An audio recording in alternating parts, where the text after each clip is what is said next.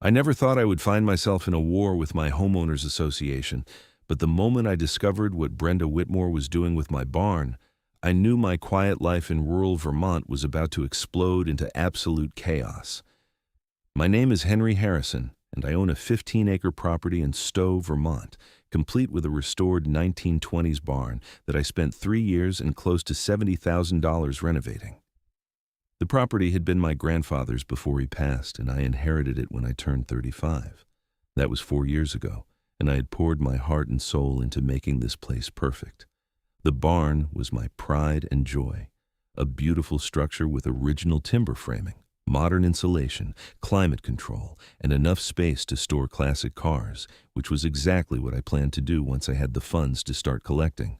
The Spring Valley Estates, HOA, was something I never wanted to deal with, but when the neighborhood was incorporated 6 years ago, my property unfortunately fell within the boundaries. I fought it at the time, but the lawyers cost more than I could afford, and I eventually gave up.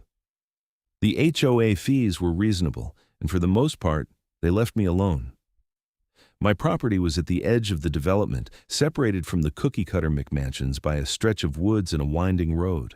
Brenda Whitmore became HOA president 2 years ago, and from day one, she made it her personal mission to control every aspect of the neighborhood. She was a 47-year-old woman with an asymmetrical blonde haircut that screamed, "I want to speak to the manager," and she drove a white Lexus SUV with a custom license plate that read, "Boss Lady."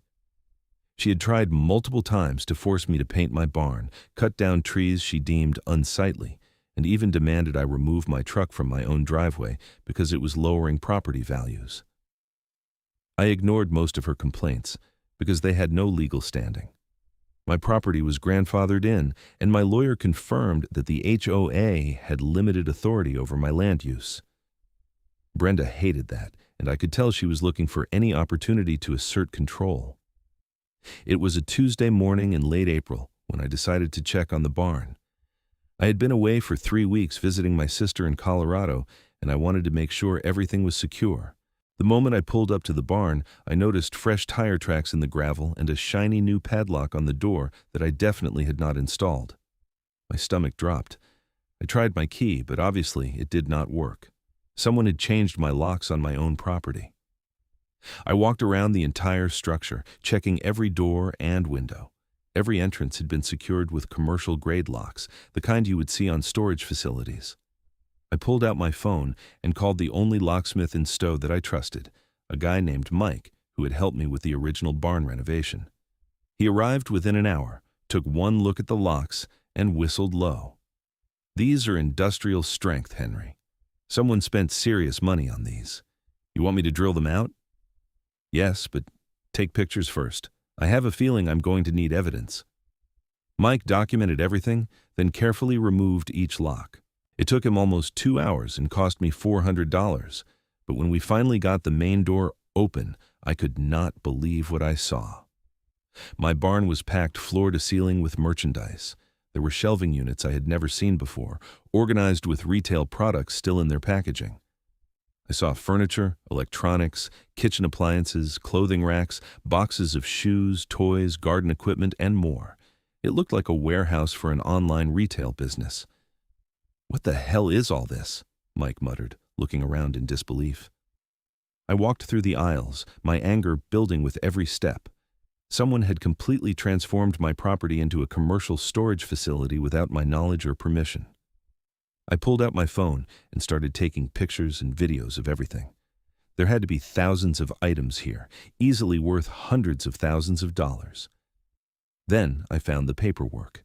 In a corner office area that someone had set up, complete with a desk and filing cabinet, I discovered invoices, shipping labels, and business records. The company name was Valley Storage Solutions LLC, and the registered agent was Brenda Whitmore. My hands shook as I flipped through the documents. Brenda had been running a full-scale storage and fulfillment business out of my barn. According to the records, she was charging clients monthly fees to store their inventory and was also handling order fulfillment for several online sellers. The invoices showed she was bringing in over $15,000 per month in revenue. I called my lawyer immediately. His name was Richard Stone, a no-nonsense attorney in his 60s who had handled my grandfather's estate. "Richard, I need you to come to my property right now. Someone has been running a business out of my barn without my permission, and you are not going to believe who it is." He arrived 40 minutes later, and I showed him everything. He took his time examining the documents, photographing the inventory, and making notes. His expression grew darker with each passing minute. "Henry, this is commercial trespass, unauthorized use of property, and possibly fraud. Brenda has been generating income using your property without compensation or permission. This is serious." "What do I do?" "First, secure this property. Change all the locks again and install cameras. Second, do not remove or disturb any of this inventory. It is evidence. Third, let me send Brenda a cease and desist letter and notify her that she has 72 hours to remove everything from your property." "And if she does not?" Richard smiled grimly.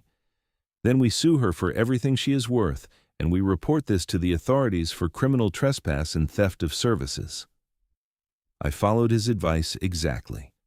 I had a security company install cameras covering every angle of the barn, along with motion sensors and a new alarm system. I put my own commercial-grade locks on every entrance.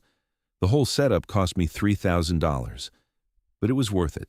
Richard sent the cease and desist letter via certified mail and email that same afternoon. I waited to see how Brenda would respond. I did not have to wait long. At 7 o'clock that evening, my phone rang. It was a number I did not recognize, but I answered anyway. "Henry Harrison, this is Brenda Whitmore. I just received a very disturbing letter from your attorney." Her voice was tight with barely controlled rage, but I could also hear a note of panic underneath. "Good. Then you know you need to remove your business from my property within 72 hours. "Your property? That barn falls within HOA jurisdiction, and according to our bylaws, any structure not actively being used for residential purposes can be temporarily allocated for community benefit." I actually laughed. "Brenda, that's the most ridiculous thing I have ever heard. Show me exactly where in the bylaws it says you can commandeer private property for your personal business."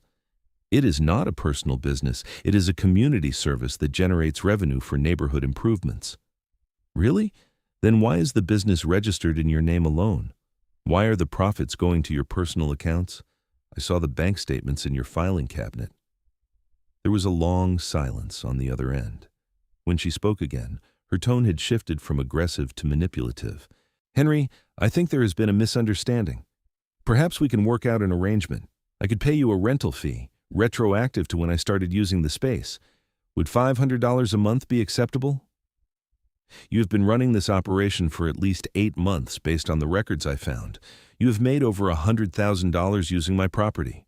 $500 a month is insulting." "Fine. $1,000 a month then." "No, I want you and everything you have stored in my barn off my property. 72 hours, Brenda, not negotiable." "You are making a huge mistake, Henry. The HOA board will hear about this, and we will make your life very difficult." "You can try, but I am pretty sure commercial trespass and theft of services are going to be harder to defend than your threats. 72 hours. I hung up before she could respond. The next morning, I woke up to find my driveway blocked by orange traffic cones and a sign that read, "HOA, Maintenance in Progress, Do Not Enter." I moved the cones, took pictures of them, and sent them to Richard. 20 minutes later, he had filed a harassment complaint with the local police. At 10 o'clock, Officer Davis from the Stowe Police Department came to take my statement. He was a younger guy, probably early 30s, with a professional demeanor that put me at ease. "Mr. Harrison, I have reviewed the complaint. Can you show me the documentation you mentioned?" I showed him everything: the business records, the bank statements, the invoices, the pictures of the inventory in my barn. He took notes and made copies of several documents. This is beyond my jurisdiction for the criminal elements, but I can file a report that will help support your civil case. However, if she refuses to remove her property after your deadline, that becomes criminal trespass, and we can take action." "What about the harassment? The cones blocking my driveway?" "I will have a conversation with Ms. Whitmore and make it clear that any further interference with your property access will result in charges. I will also note that she is on notice regarding the barn situation." Officer Davis was true to his word. I later learned he went directly to Brenda's house and had what he described as a very clear conversation about respecting property rights and the consequences of harassment. The 72-hour deadline came and went. Brenda did not remove a single item from my barn. On the fourth day, Richard filed a lawsuit against Brenda Whitmore personally and Valley Storage Solutions, LLC, seeking damages for unauthorized property use, lost rental income, emotional distress, and legal fees. We calculated that fair market rent for a climate-controlled storage facility of that size in Stowe would be approximately $4,000 per month. With 8 months of use, she owed me $32,000 plus damages. We also filed a criminal complaint with the Vermont State Police for commercial trespass and theft of services. That is when things got really interesting. 2 days after we filed the lawsuit, I received a notice from the HOA board that I was being fined $5,000 for unauthorized commercial activity on residential property. I could not believe the audacity. Brenda was trying to flip the script and claim that I was the one running a business out of my barn. Richard immediately filed a motion with the court to include this as evidence of retaliation and harassment.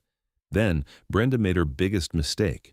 She sent several of her clients to my property to try to retrieve their inventory. I was in my house when the security cameras alerted me to movement at the barn. I pulled up the live feed on my phone and saw 3 people with a moving truck attempting to break into the barn with bolt cutters. I called the police immediately, and Officer Davis responded with backup. They caught the 3 people red-handed attempting to force entry. When questioned, all 3 admitted that Brenda Whitmore had hired them to retrieve property from storage. They were arrested for attempted burglary. When Officer Davis contacted Brenda to inform her of the arrests, she apparently admitted to sending them, which meant she had solicited others to commit a crime. Brenda was arrested the next morning and charged with criminal conspiracy and solicitation to commit burglary. The bail was set at $50,000, and she was released pending trial. The HOA board held an emergency meeting, and I attended with Richard. The meeting was held at the community center, a bland building that smelled like old coffee and desperation. About 30 homeowners showed up, most of them because they had heard about the drama and wanted to see it unfold. Brenda stood at the front of the room, her hair looking less perfect than usual, her makeup unable to hide the stress lines around her eyes. The other board members sat beside her, a meek man named Gerald Hopkins, who always agreed with everything Brenda said, and a woman named Patricia Moore, who looked like she wished she was anywhere else. "This meeting is called to order," Brenda began, her voice tight. "We are here to discuss the flagrant violation of HOA bylaws by Mr. Henry Harrison, who has been operating a commercial storage facility on residential property." Richard stood up immediately. "Point of order. My client is not operating any business. The storage facility in question was set up and operated by Ms. Whitmore without my client's knowledge or permission, as documented in the lawsuit and criminal complaints currently pending against her." Several homeowners murmured in surprise. Brenda's face flushed red. "That is a lie. Henry gave me permission to use that barn because it was sitting empty." "Do you have any written agreement showing this permission?" Richard asked calmly. "It was a verbal agreement." "I see. And did this verbal agreement include terms for you to start a business generating thousands of dollars in monthly revenue using his property without compensation?" Brenda stammered, "I was going to pay him. We had not finalized the details." Another homeowner, a woman named Susan I recognized from neighborhood gatherings, raised her hand. "Brenda, if you were running a storage business out of someone else's property, why did not you disclose this to the HOA board? We had no idea you were using that barn." Patricia Moore nodded vigorously. "That is true. Brenda never mentioned any of this to us. I only found out when I saw the police report." Gerald Hopkins looked uncomfortable but said nothing. "This is ridiculous," Brenda snapped. "Henry is trying to make me look bad because he wants to avoid his fine for property violations." Richard pulled out a document. "I have here a copy of the business registration for Valley Storage Solutions, LLC, filed with the state of Vermont 8 months ago. The registered agent is Brenda Whitmore. The business address listed is the barn located at Mr. Harrison's property. I also have bank records showing deposits totaling over $120,000 into Ms. Whitmore's personal accounts from this business. Additionally, I have invoices and client contracts, all signed by Ms. Whitmore, for storage services rendered at the barn." He walked to the front and handed copies to each board member. The room was completely silent except for the rustling of paper. "Furthermore," Richard continued, 3 individuals were arrested 2 days ago attempting to break into Mr. Harrison's barn on Ms. Whitmore's instructions. She has been charged with criminal conspiracy and solicitation to commit burglary. All of this is a matter of public record." Patricia Moore looked up from the documents, her face pale. "Brenda, is this true?" Brenda opened her mouth, closed it, then opened it again. "You do not understand. I was trying to generate revenue for the HOA. We need funds for neighborhood improvements." "Then why is all the money in your personal accounts?" Patricia demanded. "I was going to transfer it. I just had not done it yet." Susan stood up. "I move that we suspend Brenda Whitmore from her position as HOA president pending resolution of these legal matters." "I second that motion," Patricia said immediately. Gerald Hopkins looked at Brenda, who was staring at him with desperate eyes. He swallowed hard and said quietly, "I third it." The vote was unanimous, except for Brenda's vote against. She was suspended effective immediately.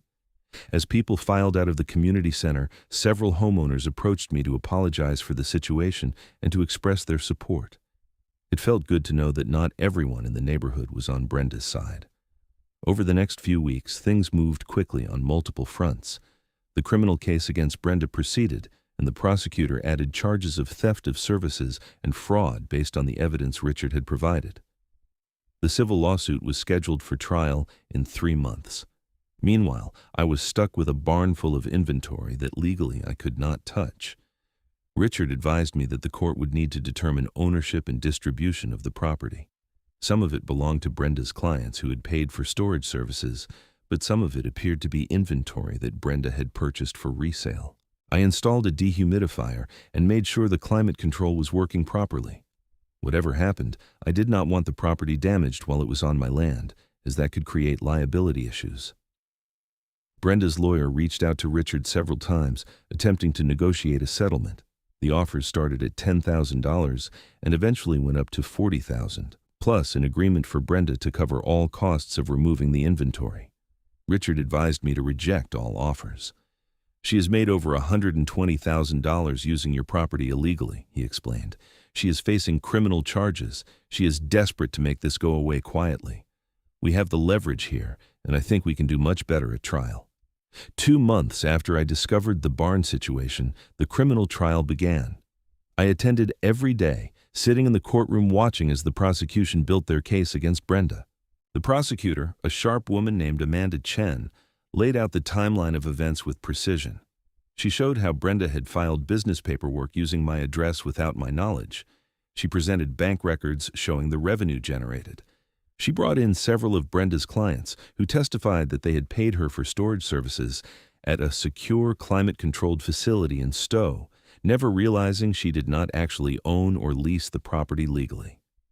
One client, a man who sold vintage furniture online, testified that he had stored over $50,000 worth of inventory with Brenda's company and had never been told that the facility was not properly authorized. "Did Ms. Whitmore ever indicate to you that she was using someone else's property without permission?" Amanda Chen asked. "Absolutely not. She showed me a business license and everything. I thought it was completely legitimate." The defense attorney, a nervous man who kept adjusting his glasses, tried to argue that Brenda had believed she had permission to use the barn based on community property clauses in the HOA bylaws. This argument fell apart when the prosecutor brought in an expert on property law who testified that HOA bylaws cannot override private property rights and that no such clause existed in our bylaws anyway. The most damaging testimony came from Gerald Hopkins, the former board member who had always supported Brenda. He had been granted immunity in exchange for his testimony, and he revealed that Brenda had told the board she was using HOA funds to rent warehouse space for community storage needs.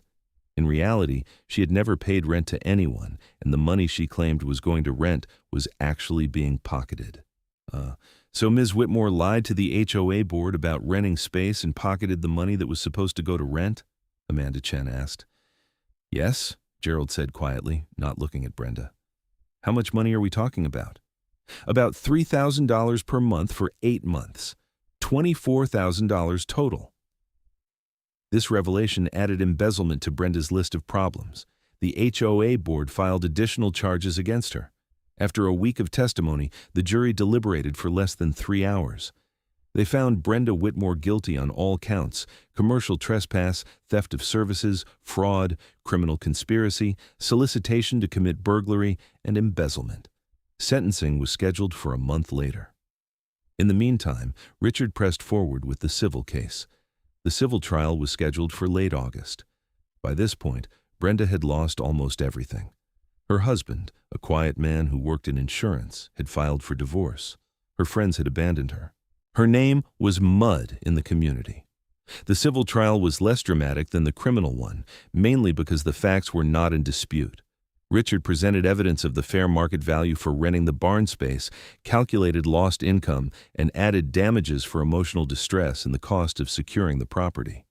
Brenda's attorney tried to argue that the damages were excessive, but Richard countered with expert testimony from commercial real estate agents and property managers who confirmed that $4,000 per month was reasonable, even conservative for that type of space. The judge awarded me $55,000 in damages, $32,000 for 8 months of unpaid rent, $10,000 for emotional distress, $8,000 for my legal fees and security costs, and $5,000 in punitive damages. But there was still the matter of all the inventory in my barn. The judge ordered that Brenda's clients would have 60 days to claim and remove their property upon providing proof of ownership and payment to Brenda for storage. Any property not claimed within that period would become my property to dispose of as I saw fit. Richard also negotiated a separate settlement with the HOA board regarding their harassment and retaliation. They agreed to pay me $15,000, issue a formal apology, and confirm in writing that my property was exempt from most HOA regulations due to its grandfathered status. The 60-day window for Brenda's clients to claim their property was interesting. Several clients came forward with documentation and arranged to move their items. I was happy to cooperate because these people were victims of Brenda's scheme just like I was. The vintage furniture dealer, the one who had testified at trial, thanked me profusely for maintaining the climate control and keeping his inventory safe. "You did not have to do that," he said as his movers loaded antique chairs into a truck. "Most people would have let it all rot out of spite." "I'm not trying to hurt innocent people," I told him. "You got scammed too." By the end of the 60 days, roughly 40% of the inventory had been claimed. The rest remained in my barn, now legally mine. I spent a weekend going through everything. There was furniture, electronics, kitchen appliances, power tools, sports equipment, outdoor gear, toys, clothing, and dozens of boxes of miscellaneous retail items. I estimated the total value at close to $150,000. I contacted an auction house in Burlington that specialized in estate sales and liquidation. They sent an appraiser who confirmed my estimate and offered to handle the sale for a 20% commission. I agreed, and they removed everything within a week. The auction took place over a month, both online and in person. When it was over, I had cleared $137,000 after the auction house took their fee. Between the civil judgment, the HOA settlement, and the auction proceeds, I came out of this nightmare with over $200,000. I used some of it to pay Richard's remaining legal fees, which he reduced significantly given how well everything had turned out. I invested a portion and used the rest to finally start my classic car collection, which is what I had wanted to use the barn for in the first place. Brenda's sentencing hearing was in October. I attended, wanting to see the conclusion of this saga. The prosecutor recommended 4 years in prison plus restitution. Brenda's attorney pleaded for leniency, claiming she had made terrible decisions but was not a bad person. He presented character witnesses, including her mother and her former pastor, who talked about her volunteer work and community involvement. The judge listened patiently, then delivered her sentence. Brenda Whitmore was sentenced to 3 years in prison with the possibility of parole after 18 months, 5 years of probation following her release, and ordered to pay full restitution to all victims, including me, the HOA, and her defrauded clients. The total restitution amount exceeded $200,000. Ms. Whitmore, the judge said, looking at Brenda over her glasses, you held a position of trust in your community, and you abused that trust repeatedly and deliberately. You stole from your neighbors, you violated private property rights, and you defrauded individuals who relied on your representations. Your actions were not mistakes or errors in judgment. They were calculated, sustained criminal conduct. I hope you use your time in prison to reflect on the harm you have caused. Brenda sobbed as the bailiff led her away. I felt a mixture of satisfaction and pity. She had brought all of this on herself, but watching someone's life completely fall apart was not as enjoyable as I had imagined it might be. The new HOA president, Patricia Moore, reached out to me a few weeks later. She wanted to ensure there were no hard feelings and to confirm that the HOA would honor all the terms of our settlement. I am so sorry for everything Brenda put you through, she said when we met for coffee at a local cafe. The board had no idea what she was doing. If we had known, we would have stopped it immediately. I believe you, I told her. I know you were not involved. We have implemented new oversight procedures to make sure nothing like this ever happens again.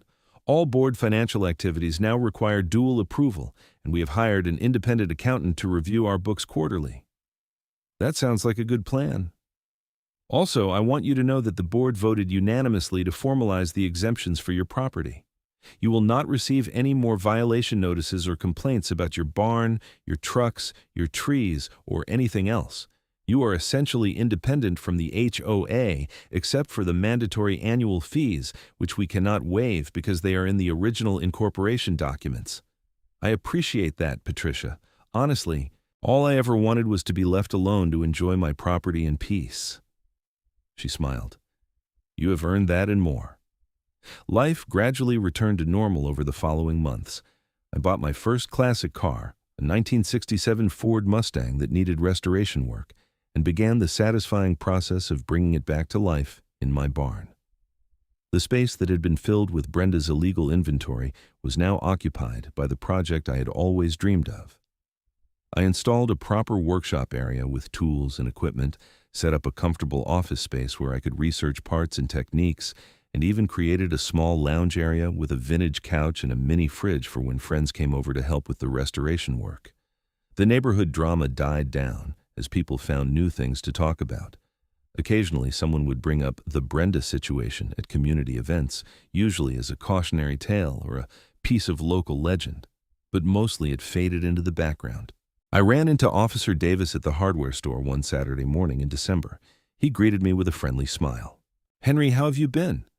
I heard the auction went well?" It did.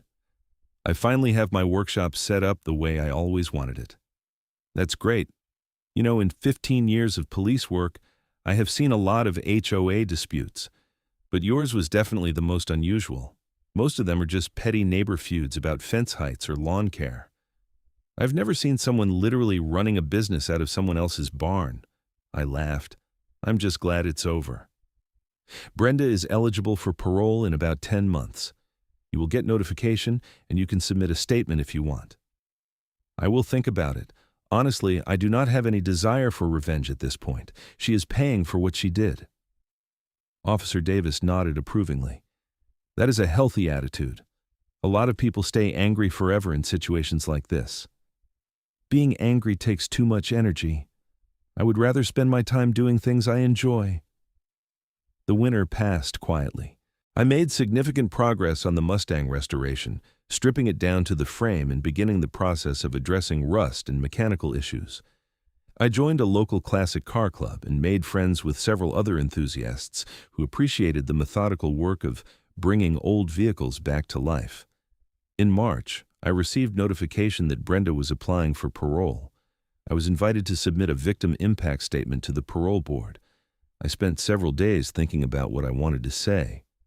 In the end, I wrote a brief statement acknowledging the harm Brenda had caused, the stress and expense I had endured, but also noting that I had recovered financially and had moved on with my life. I stated that I did not oppose her parole as long as she continued to make restitution payments and stayed away from my property. I learned later that Brenda was denied parole.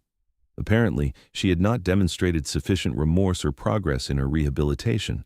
She would serve at least another 6 months before being eligible to apply again. By summer, The Mustang restoration was nearly complete. I had replaced the engine, restored the interior, repainted the body in its original candy apple red, and addressed every mechanical issue. The car looked and ran beautifully. The Classic Car Club organized a show in Stowe in July, and I entered the Mustang. It was the first time I had displayed it publicly, and the response was overwhelming. People loved the attention to detail and the quality of the restoration. I won second place in the vintage muscle car category, and several people asked if I did restoration work professionally. No, I told them. This is just a hobby, something I do because I love it. Standing there in my barn, surrounded by tools and car parts, talking with other enthusiasts about compression ratios and carburetor tuning, I felt genuinely happy. This is what I had envisioned when I first planned to use the barn. Brenda's scheme had delayed it, but it had not destroyed it. In fact, in a strange way, her actions had made it possible. The money from the lawsuit and the auction had funded not just the Mustang restoration, but the entire workshop setup. I had better tools and equipment than I could have afforded otherwise. I had learned valuable lessons about protecting my property rights and standing up for myself. I'd found a good lawyer and made connections with people in law enforcement who respected how I had handled the situation. Sometimes, bad things happen that lead to good outcomes. This was one of those times. One afternoon in August, almost exactly a year after the civil trial, I was working on starting a second restoration project, a 1972 Chevrolet Chevelle, when my phone rang. It was Richard. "Henry, I wanted to let you know that I just received the final restitution payment from Brenda Whitmore's account. You have been paid in full." "That is great news. I honestly was not sure she would ever be able to pay at all. Her ex-husband sold their house and she got half the proceeds. She had to use most of it for restitution payments to everyone she defrauded. From what I understand, she is left with almost nothing. That is rough, but she made her choices." She did. "Anyway, I wanted to close out the file and make sure you were satisfied with how everything was resolved." "More than satisfied, Richard. You did an excellent job representing me. I could not have gotten through this without you." It was my pleasure. Cases like yours remind me why I became a lawyer. Clear right and wrong, good evidence, and a client who is honest and easy to work with. If you ever need anything else, you know where to find me. After we hung up, I stood in the barn looking around at what I had built. The space was organized and functional, with dedicated areas for different types of work. The Mustang gleamed under the overhead lights, and the Chevelle waited patiently for its turn to be restored. I thought about Brenda, sitting in prison with nothing left of the life she had built. I thought about how her greed and her need to control everything had led her to make decisions that destroyed her. I felt bad for her in an abstract way, the same way you might feel bad for anyone who ruins their own life, but I could not muster much sympathy. She had victimized too many people, lied too many times, and shown too little remorse. My phone buzzed with a text from my sister in Colorado. She was planning to visit in September and wanted to see the barn and the cars. I smiled and texted back that she was welcome any time. That evening, I drove the Mustang into town for dinner at a local restaurant. People turned their heads as I drove past, admiring the restored classic. I parked on Main Street and went inside, ordering a burger and a beer and sitting by the window where I could see the car. Susan from the HOA meeting walked past and spotted me through the window. She came inside and approached my table. "Henry, is that your Mustang out there?" "It is. Just finished the restoration a few months ago." "It is gorgeous. I saw it at the car show in July. You did an amazing job." "Thank you. It was a lot of work, but worth it." She hesitated, then said, "I just wanted to tell you that I am glad you stood up to Brenda. A lot of people in the neighborhood wanted to say something over the years, but we were all too intimidated. You showed us that she was not invincible." "I appreciate that. I was just protecting my property." "It was more than that. You changed the whole dynamic of the HOA. Patricia is doing a great job now, and people actually enjoy the meetings instead of dreading them. We all owe you for that." After she left, I sat finishing my meal and thinking about what she had said. I had not set out to be a neighborhood hero or to reform the HOA. I just wanted justice for what had been done to me. But sometimes standing up for yourself inspires other people to do the same. The sun was setting as I drove home, the Mustang's engine purring smoothly. I turned onto my property and parked in front of the barn. The building looked beautiful in the golden light, solid and well-maintained, a testament to craftsmanship from another era. I unlocked the door and stepped inside, breathing in the familiar smell of motor oil, metal, and wood. This was my space, hard-won and well-earned. No one would take it from me again. Over the following year, I continued working on the Chevelle and started planning a third project, a 1969 Dodge Charger that I found at an estate sale in New Hampshire. The car hobby became more than just a pastime. It became a central part of my identity and social life. I made friends through the car club, attended shows throughout New England, and even helped mentor a younger enthusiast who was working on his first restoration. The HOA continued to function smoothly under Patricia's leadership. She occasionally consulted me on property-related issues, respecting my experience and judgment. The neighborhood felt more cohesive and less contentious than it had in years. I heard through the grapevine that Brenda was eventually granted parole after serving 2 years of her sentence. She moved out of state, to somewhere in Florida, I think, and I never saw or heard from her again. The restitution payments continued on schedule, automatically deducted from whatever income she earned, ensuring that everyone she had wronged was eventually made whole. Sometimes late at night, when I was working alone in the barn, I thought about how differently things could have gone. If I had not come back from Colorado when I did, if I had not checked the barn, if I had been too intimidated to fight back, Brenda would probably still be running her illegal operation. She would have gotten bolder, taken advantage of more people, caused more harm. But I did come back. I did check the barn. I did fight back. And in doing so, I not only protected myself, but helped protect an entire community from someone who saw other people's property and rights as obstacles to be overcome rather than boundaries to be respected. The classic cars I restored were more than just vehicles. They were symbols of taking something broken and making it whole again, of respecting the work and craftsmanship of the past, of creating something beautiful through patience and effort. In a way, that is what I had done with the whole situation with Brenda. I had taken a violation and turned it into an opportunity. I had taken chaos and created order. I had taken theft and demanded justice. 2 years after discovering Brenda's operation, I completed the Chevelle restoration. It was even more impressive than the Mustang, a deep metallic blue with a rebuilt big block engine that sounded like thunder. I drove it to the annual Stowe Car Show, and this time I won first place in my category. As I stood next to the Chevelle, accepting congratulations from other enthusiasts and answering questions about the restoration process, I felt a deep sense of satisfaction. This is what I had always wanted, to be part of a community of people who shared my passion, to have the space and resources to pursue my interests, to be left alone to enjoy my property in peace. Brenda Whitmore had tried to take that away from me, but she had failed. In the end, she had only made me stronger, more determined, and more aware of the value of what I had. The barn stood as a monument not to her greed, but to my resilience. The cars I restored represented not just mechanical skill, but the power of perseverance. I never forgot the lessons I learned during that difficult time. I kept detailed records of everything related to my property. I maintained good relationships with local law enforcement and legal professionals. I stayed active in the HOA, attending meetings and making sure that the organization remained accountable and transparent. I helped other homeowners understand their rights and encouraged them to speak up when those rights were violated. The barn remained my sanctuary, a place where I could escape the noise and stress of the world and focus on the meditative work of restoration. Every bolt I tightened, every part I replaced, every surface I polished was a small act of creation, of taking something old and forgotten and giving it new life. As summer turned to fall and the Vermont hills blazed with autumn color, I started planning my fourth restoration project. A friend from the car club had mentioned a 1970 Plymouth Barracuda sitting in a barn about an hour away, untouched for 30 years.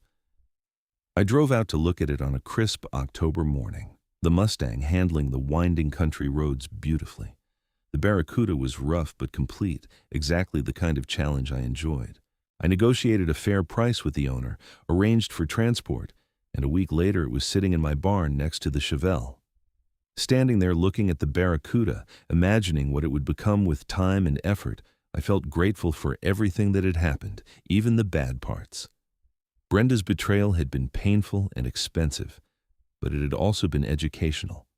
It had forced me to stand up for myself, to fight for what was mine, to demand justice in a system that does not always make it easy. The inventory she had stored illegally in my barn had become the seed money for my dream workshop. The legal battle had connected me with professionals I trusted and respected. The public nature of the case had earned me respect in the community and changed the culture of the HOA for the better. Sometimes the worst things that happen to us become the foundation for the best things in our lives. Sometimes the people who try to hurt us end up helping us more than they could have imagined. Sometimes standing up for yourself does more than just protect your interests. It inspires others and changes entire communities. I learned all of this because Brenda Whitmore made the mistake of thinking she could use my barn as a storage business without permission or consequences. She learned that property rights matter, that theft has costs, and that eventually everyone has to answer for what they have done. As for me, I learned that I am stronger than I thought, that justice is possible even when it seems unlikely, and that sometimes changing the locks and keeping the inventory is exactly the right thing to do. Not out of spite or revenge, but out of simple respect for the law and for the basic principle that you do not get to profit from stealing what belongs to someone else. The barn stands today as it always has, strong and beautiful, filled now with the projects I love and the tools I need to pursue them. It is mine, legally and morally, protected by good locks, good lawyers, and good laws. And that is exactly how it should be.